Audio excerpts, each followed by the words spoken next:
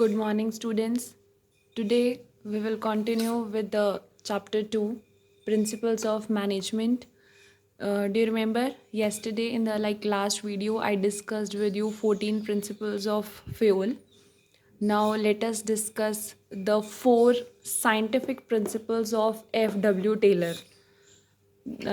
Yesterday we discussed the 14 principles of Henry Fayol. He had given 14 principles. Now we'll discuss about the principles given by F.W. Taylor. He has given only four principles. These principles are known as scientific principles. Now Taylor's approach is based upon scientific management.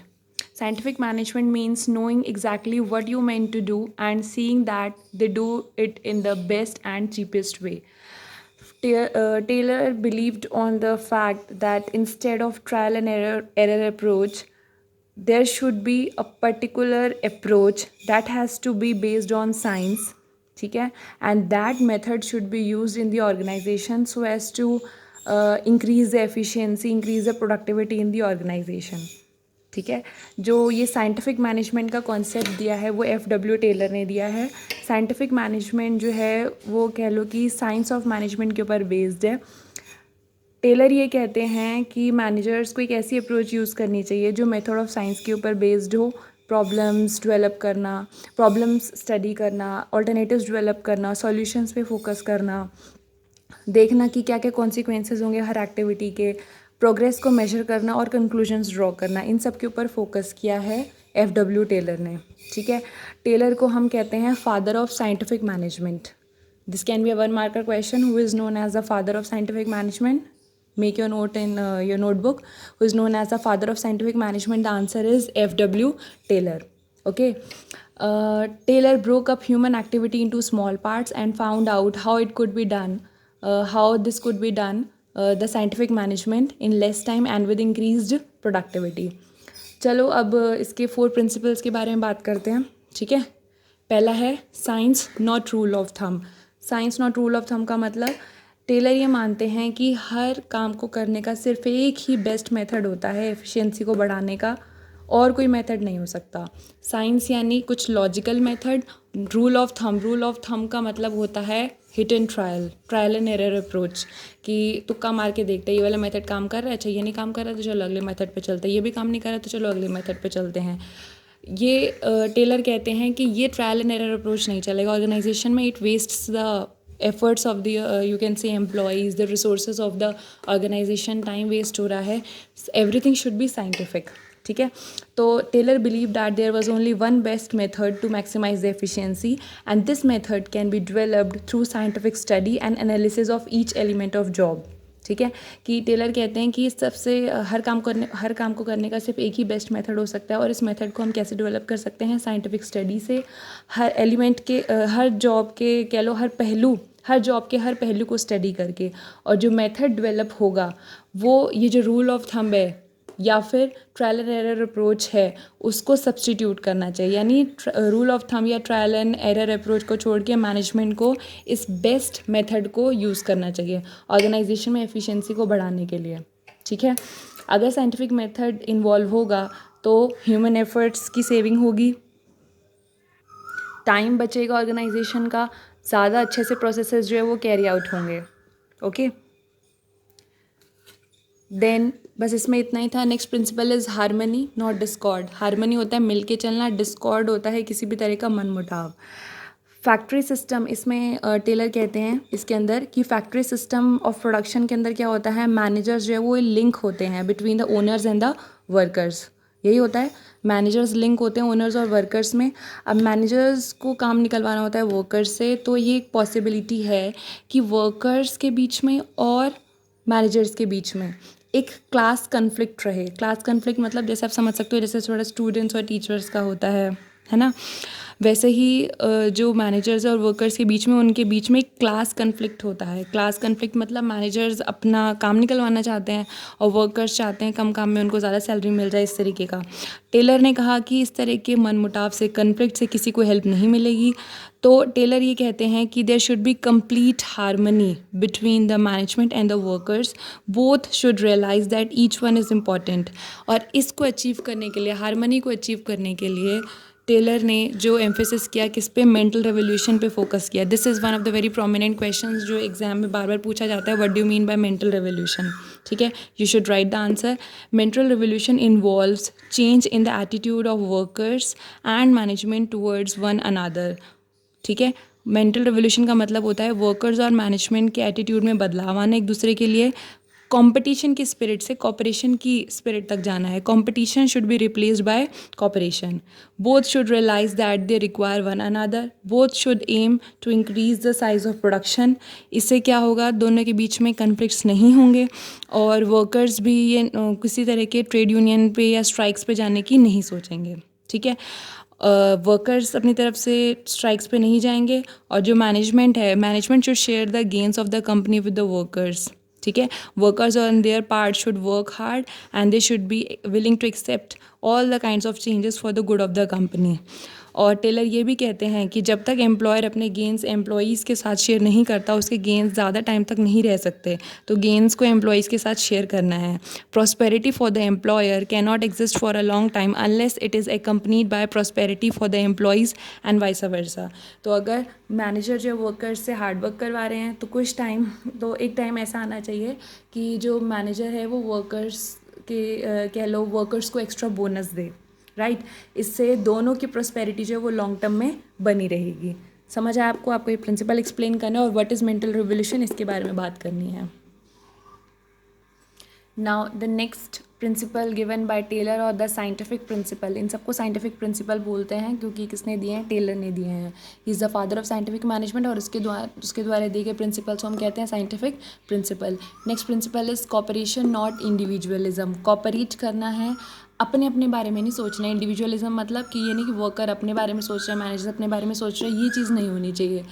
This principle is the extension of this. ये जो principal है इसी का ही extension है। इसको अगर हम और ज़्यादा डिटेल में पढ़ेंगे तो ये वाला प्रिंसिपल आता है। ठीक है, this principle is an extension of principle of harmony not discord. According to this principle there should be complete cooperation between the labour and the management instead of individualism. Competition should be replaced by cooperation. Both should realize that they need each other. इसके लिए management को क्या नहीं करना चाहिए, अगर workers कोई constructive suggestion, कोई अच्छा सजेशन दे रहे हैं तो कान नहीं बंद करने चाहिए अपने। ठीक है, ये नहीं कि मैनेजमेंट ये बोले कि हमें वर्कर्स से कोई सजेशन नहीं चाहिए, ऐसा नहीं करना चाहिए। वर्कर्स की बात सुननी चाहिए और उनको रिवॉर्ड भी देना चाहिए फॉर देयर गुड सजेशंस। इससे ऑर्गेनाइजेशन की कॉस्ट कम करने में हेल्प होगी। For all important decisions taken by the management workers should be taken into confidence. और इसी तरीके से जो वर्कर्स हैं, they should not go on strikes and they should not make unreasonable demands on the management. Workers को भी अपनी तरफ से कॉपरेट करना है कि वो किसी भी तरह की स्ट्राइक, हड़ताल पे ना जाएं और कह लो अनरियलिस्टिक, अनरीजनेबल डिमांड्स जो है वो मैनेजमेंट के ऊपर ना डालें। अनरीजनेबल मतलब कि कुछ ऐसा जो मैनेजर्स के लिए बहुत मुश्किल हो जाए, बहुत हाई वेजेस या बहुत ज़्यादा छुट्टियाँ, इस तरीके का कुछ। In such a situation there will be open communication system and goodwill and there will be no need for even a trade union. इस तरीके का अगर माहौल, अच्छा माहौल होगा तो एक ऑर्गेनाइजेशन के अंदर ट्रेड यूनियन की भी ज़रूरत नहीं पड़ेगी। According to Taylor there should be almost an equal division of work and responsibility between workers and management. Taylor कहते हैं कि वर्कर्स और मैनेजमेंट के बीच में almost equal division of work and responsibility होना चाहिए। जो प्लानिंग का काम है, हायर रिस्पॉन्सिबिलिटीज़ है, वो मैनेजर्स ले लें और जो कह लो थोड़े जो बाकी जो एग्जीक्यूशन का काम है, वो जो थोड़ा कह लो फील्ड वर्क है, वो वर्कर्स ले लें। Management should work almost side by side with the workers. उनको मैनेजर्स को वर्कर्स के साथ में काम करना चाहिए, उनको हेल्प करते रहना चाहिए, उनको एनकरेज करते रहना चाहिए और उनका, ताकि इससे कह लो कि वर्कर्स का काम जो है वो आसान रहे। तो हम कहते हैं कि इस प्रिंसिपल के अंदर पटेर्नलिस्टिक स्टाइल ऑफ मैनेजमेंट की बात की गई है। पटेर्नलिस्टिक स्टाइल मतलब पापा की तरह, पटेर्नल वर्ड का मतलब, पटेर्नल मतलब होता है पापा की तरह। पटेर्नलिस्टिक स्टाइल ऑफ मैनेजमेंट की बात होती है जहाँ पे मतलब कह लो कि इस प्रिंसिपल में ही बोला जाता है कि यहाँ पे paternalistic style of management workers managers को इस प्रिंसिपल में कहते हैं कि जो मैनेजर्स हैं उनको पटेर्नलिस्टिक स्टाइल ऑफ मैनेजमेंट जो है वो अडॉप्ट करना चाहिए। ये स्टाइल ऑफ मैनेजमेंट जो है वो क्या कहता है कि जहाँ पे एम्प्लॉयर एम्प्लॉयज़ की नीड को एक फ़ादर की तरह देखता है। जैसे एक फ़ादर अपने बच्चों की नीड्स का ध्यान रखते हैं, इस तरीके से मैनेजर्स जो है वो वर्कर्स की हर नीड का ध्यान रखेगा। तो पटेर्नलिस्टिक स्टाइल ऑफ मैनेजमेंट जो वो इस प्रिंसिपल के अंदर आता है। मेंटल रिवोल्यूशन इस प्रिंसिपल के अंदर आता है, पटेर्नलिस्टिक स्टाइल ऑफ मैनेजमेंट इस प्रिंसिपल के अंदर आता है। ठीक है। And then the last principle, scientific principle given by Taylor is development of each and every person to his her greatest efficiency and prosperity। इसका मतलब है कि हर जो एम्प्लॉई है उसका डेवलपमेंट होना चाहिए ताकि वो जो सबसे अच्छा अचीवमेंट जो कर सकता है, यानी ज़्यादा से ज़्यादा प्रोडक्शन कर सकता है। एफिशिएंसी मतलब effectiveness and efficiency, come resources को यूज़ करके ज़्यादा अच्छे से अच्छा प्रोड्यूस करे, इतना स्मार्ट वो हो जाए। और प्रॉस्पेरिटी मतलब वेल्दी हो जाए। ऑफ कोर्स जब काम अच्छा करेगा तो अर्निंग भी उसकी अच्छी होगी। तो इस प्रिंसिपल के अंदर हम क्या कह रहे हैं, टेलर ये कहते हैं कि जो एफिशिएंसी है, एफिशिएंसी का ध्यान शुरू से ही रखा जा सकता है या जाना चाहिए बाय द मैनेजर्स जब से एम्प्लॉय जो वो सिलेक्ट होता है। ठीक है। इंडस्ट्री कितने अच्छे से काम करेगी ये डिपेंड करता है कि जो स्टाफ है, जो वर्कर्स है वो कितने लायक हैं। तो टेलर कहते हैं कि अगर अच्छे एम्प्लॉय सेलेक्ट किए जाएंगे शुरू से ही, कॉम्पिटेंट लायक स्किल्ड वर्कर्स अगर शुरू से ही सिलेक्ट किए जाएंगे तो ऑर्गेनाइजेशन में लास्ट तक एफिशिएंसी जो है वो बनी रहेगी। और Taylor was of the view that the concern for efficiency should be built in right from the process of employ selection. Each person should be scientifically selected. बहुत ध्यान से स्किल्स को ध्यान में रख के कि उस एम्प्लॉय में क्या स्किल्स हैं और जो जॉब है उसमें क्या क्या स्किल चाहिए, दोनों चीज़ों को ध्यान में रख के एम्प्लॉय को सिलेक्ट करना चाहिए। और जो वर्क उस एम्प्लॉय को दिया जा रहा है वो उसकी फ़िज़िकल, मेंटल और इंटेलेक्चुअल कैपेबिलिटीज़, हर तरह की जो कैपेबिलिटीज़ है उससे मैच करना चाहिए। ठीक है। और उनकी एफिशिएंसी को बढ़ाने के लिए उनको रिक्वायर्ड ट्रेनिंग भी देनी चाहिए, वर्कर्स को ट्रेनिंग भी देनी चाहिए जहाँ पे वो क्या सीखेंगे, द बेस्ट मेथड। यहाँ पे जो बेस्ट मेथड यहाँ पे कह लो डेवलप हुआ है, उस बेस्ट मेथड को यहाँ पे एम्प्लॉयज़ लर्न करें ताकि उनका प्रोडक्शन मैक्सिमम से मैक्सिमम हो, यानी कह लो वो एफिशिएंट बन जाए। प्रोडक्शन ज़्यादा अच्छा करना इज़ एफिशिएंट ओनली, उतने ही रिसोर्सेज में ज़्यादा प्रोड्यूस करो मतलब आप एफिशिएंट हो गए। Efficient employees will produce more and they will earn more. This will ensure the greatest efficiency and prosperity for both the company and the workers। अगर employees efficient होंगे, ज़्यादा अच्छे से प्रोड्यूस करेंगे तो उससे कंपनी का भी भला होगा और वर्कर्स का भी भला होगा। इस प्रिंसिपल के अंदर ये सब आता है। ठीक है। Now we are done with all the 4 principles given by F.W. Taylor. अब टेलर ने प्रिंसिपल्स के साथ साथ 4 टेक्निक्स भी दी हैं। I will be talking about these techniques also. ठीक है। इन टेक्निक्स के बारे में भी बात करूँगी। ये तो प्रिंसिपल्स हैं, सिद्धांत हैं कि इनके बेसिस पे ही मैनेजर्स को डिसीजंस लेने चाहिए।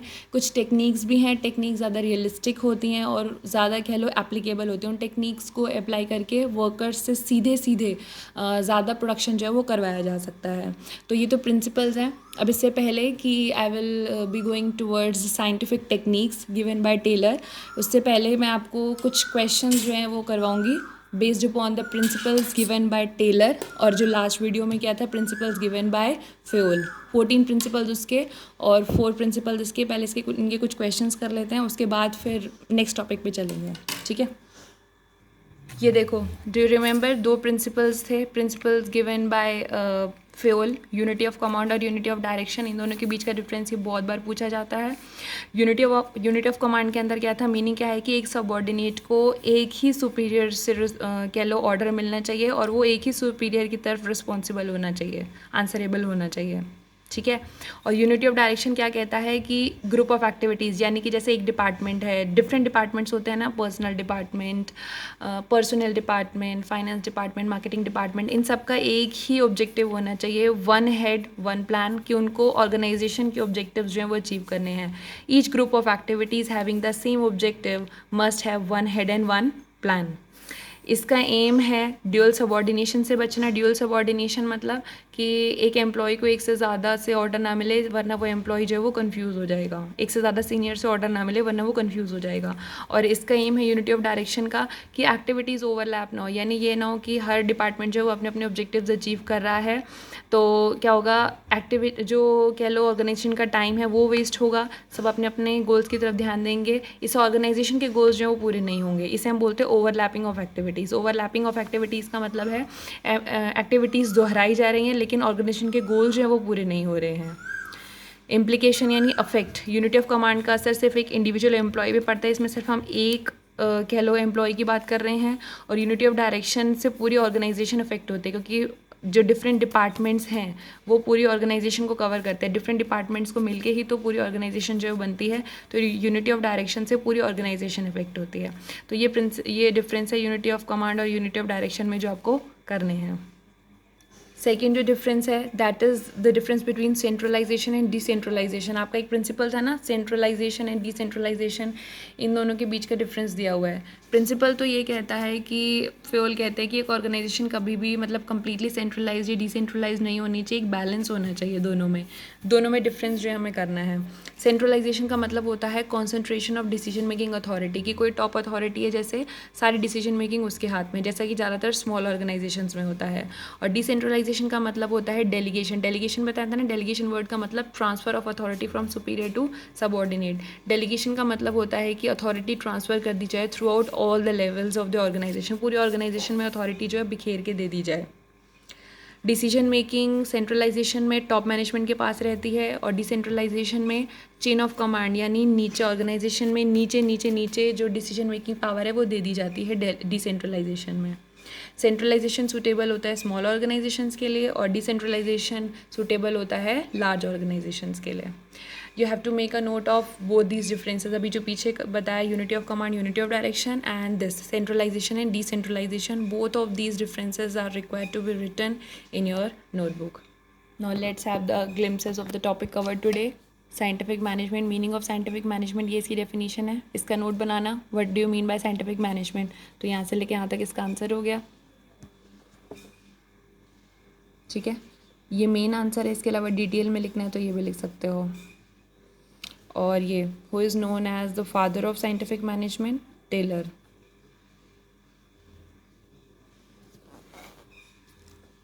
ये रीडिंग के लिए है, सिर्फ इसकी रीडिंग कर लो। नेक्स्ट है principles. First principle, science not rule of thumb, ये रहा इसका एक्सप्लेनेशन।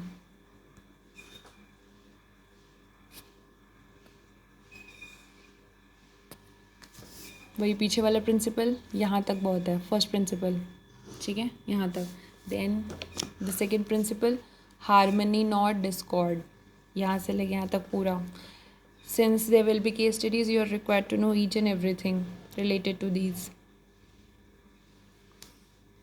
यहाँ से यहाँ तक, यहाँ पे देखो ये क्लास कन्फ्लिक्ट के बारे में, ये रहा क्लास कन्फ्लिक्ट। यहाँ से मेन आंसर शुरू होता है, टेलर कहते हैं दे शुड बी कंप्लीट हारमनी। और ये रहा मेंटल रेवोल्यूशन, जिसकी डेफिनेशन आपने, मेंटल रेवोल्यूशन की डेफिनेशन आपने लिखनी है। Mental revolution, what is mental revolution? It means that management workers should change their thinking mindset. मतलब मेंटल रेवोल्यूशन के लिए यहाँ से लेके यहाँ तक ये पूरा आपने करना है मेंटल रेवोल्यूशन में। सेपरेट क्वेश्चन बना लेना, what is mental revolution. It's a cartoon on harmony not Discord. We had talked about ना कि managers should share their gains with the workers. Now the next principle, cooperation not individualism, ये रहा पूरा उसके बारे में। ये मेन है यहाँ से, अकॉर्डिंग टू दिस प्रिंसिपल, यहाँ से लेके कॉज तक इतना काफ़ी रहेगा, अकॉर्डिंग से लेके कॉज तक। और ये रहा पैटर्नलिस्टिक स्टाइल ऑफ मैनेजमेंट के बारे में।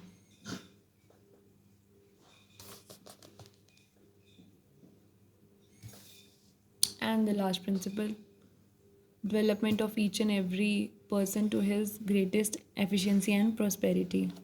First this explanation and then this.